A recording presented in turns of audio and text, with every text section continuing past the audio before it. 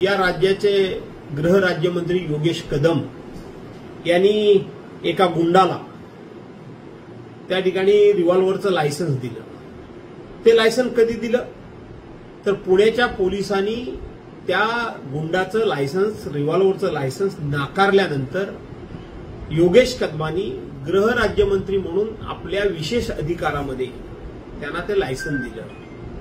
आज आपण पाहतात की हेच कदम कुटुंबीय हे बामलावे म्हणून प्रसिद्ध झालेले आहेत।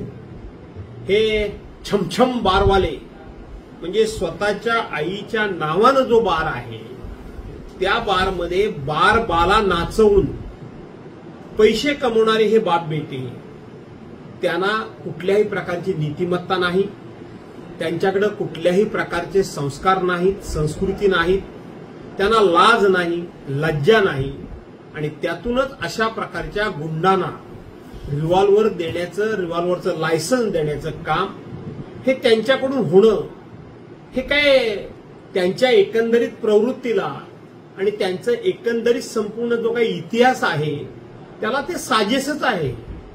अशा प्रकारच्या चुका ते सातत्यानं करणारच आहेत आणि मला असं वाटतं की रामदास कदमांची आता उलटी गिनती सुरू झालेली आहे।